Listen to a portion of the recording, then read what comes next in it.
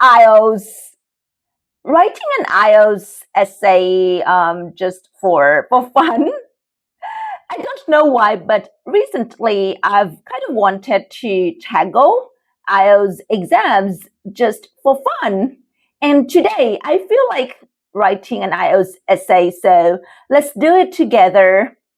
So I've decided to start this series and let's call it Let's IELTS. I'm going to share with you my tips for IELTS writing, reading, listening, or speaking, and even for other exams too in the future. This channel is about learning languages anyway, and of course, it's going to be bilingual or even multilingual, mostly in English, and sometimes Thai comes out too, naturally, and maybe French and Spanish, because I'm a crazy person talking in different languages. Today's mission is tackling IELTS writing task 2. And here's the question. You can read it on your own. You can pause this video and read it. Don't panic. Yeah, panic นะคะ Some people, when they see this question, they immediately think, oh, I'll need fancy words to get a high band score, but they don't. Because to get a high band score, your essay just needs to address the question fully, and it has to be well structured and well explained. So here's quite simple. You only need to talk about online learning at home, no, at school. I prefer to learn at home too, and give your own opinion. Let's do a quick brainstorm. You can see the notes here on the screen. We'll talk about online learning first. What are the benefits of online learning? It's flexible. It's self-paced. It's convenient. It saves time. And how about learning at school? Well, interaction with teachers and other students. And that leads to communication skills. And also discipline and focus. Well, these are just simple ideas, right? Now for structure. 4 paragraphs. The first one is, of course, the introduction, and then 2 body paragraphs, and then finally, conclusion. 4 paragraphs only. For the introduction, you need to paraphrase the statement in the question and then state your own opinion clearly. Writing the introduction, here's the introduction I've provided for you on the screen.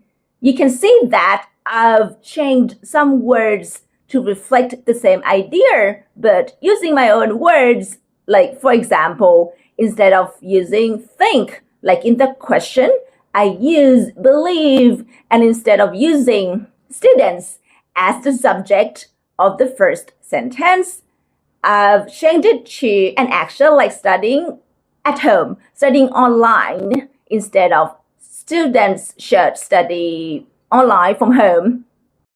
Body paragraph 1. This paragraph only talks about online learning because that's what the question asks you to do, talking about one side, the first side of the argument, which is online learning. And this paragraph starts with a topic sentence. A topic sentence is what gives the main idea of the whole paragraph. So here it's about the benefits to online learning, and the whole paragraph talks about this, not anything else. Here, as you can see on the screen, you need to explain what it is. The first advantage is flexibility. You can explain that learners can attend classes from anywhere and at any time, and you can give your own example as well. You might want to give like 2 or 3 ideas per paragraph, like here on the screen. And of course, you don't need any fancy words like in this modernized contemporary era of technological advancement. No, you don't. Okay, อีกครึ่งหนึ่งเป็นภาษาไทยบ้างนิดหน่อยนะคะ Body paragraph 2, of course, you talk about the other side of the argument, which is learning at school. And like in the previous paragraph, you can see that there's a topic sentence here again. Learning in a physical instead of at school, physical classroom provides greater overall benefits. And here จะเห็นได้ว่ามีคำว่า however to connect the two opposing paragraphs. And then you continue this paragraph by explaining what the benefits are one by one. For example, like here, as you can see on the screen, face-to-face interaction with teachers often helps learners understand difficult concepts more clearly. And then you can give your own example if you want to make it more clear. And then you add another idea. And before adding another idea, you may add like a connecting word like in addition หรือนอกจากนี้นะคะจะได้รู้ว่ามีไอเดียเพิ่มเติมแล้ว Entonces, las llaves son, okay, back to English. So, the key things are the essay sounds clear, the ideas connect logically, and the vocab varies without trying too hard, without sounding too fancy. Now we've come to the conclusion of the essay. It may feel sooner than you think. The conclusion is like restating your own opinion and what the question asks you to do.